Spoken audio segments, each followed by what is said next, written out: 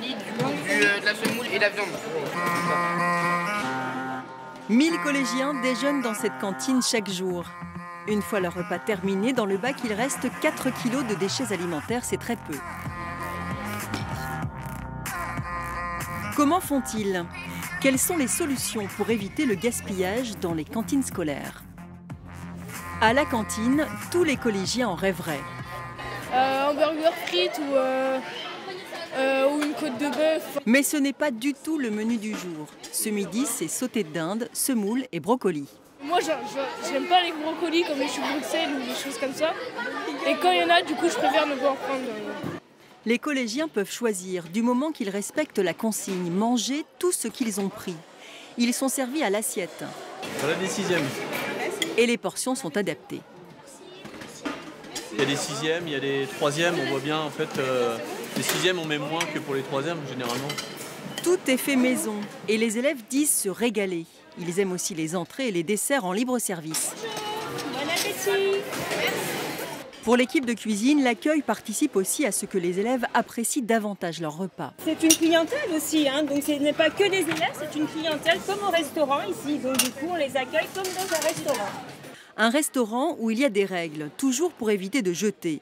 Le pain, par exemple. Depuis l'achat d'une machine, il n'y a plus de petits pains individuels et c'est 3 tranches maximum par enfant. Il faut en prendre 3 parce qu'il y a souvent du gaspillage.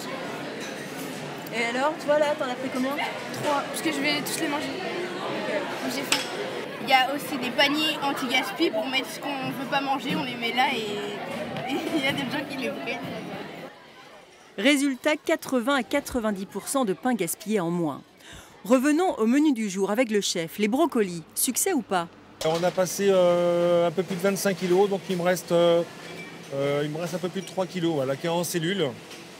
On a du potage de légumes lundi, donc soit qu'on le mettra en potage ou on le resservira lundi en garniture. Tout est donc recyclé et les collégiens sont sensibilisés à ces questions. Il y a des enfants qui n'ont pas la chance comme nous d'avoir à manger, d'avoir ce qu'on a nous. Donc tant qu'on a, faut pas gaspiller. Les entreprises qui fabriquent tout ce qu'on mange, et ça produit, ça utilise de l'énergie et tout. Et donc si ça gâche, ça servira à rien et c'est pollué quoi. À la fin du repas, tous les restes sont dans ce bac. Et c'est comme ça tous les midis, moins de 4 kilos de déchets. Une vraie satisfaction et quelques économies.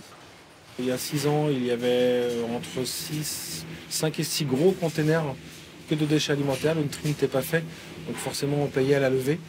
Et donc depuis qu'on a ce système-là en place, en 6 ans, on a diminué de plus de 80% au niveau des dépenses, quoi.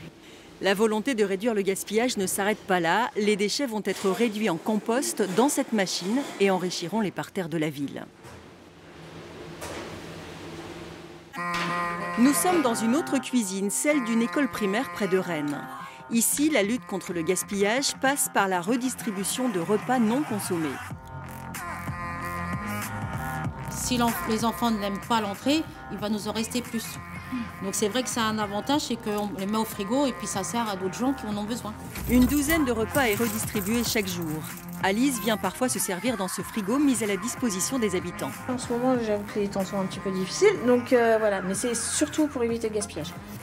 Les cantines scolaires ont progressé dans la lutte contre le gaspillage. Reste qu'en Bretagne, 500 000 tonnes de nourriture sont jetées chaque année, près de la moitié dans nos poubelles à la maison. C'est plus mouillé.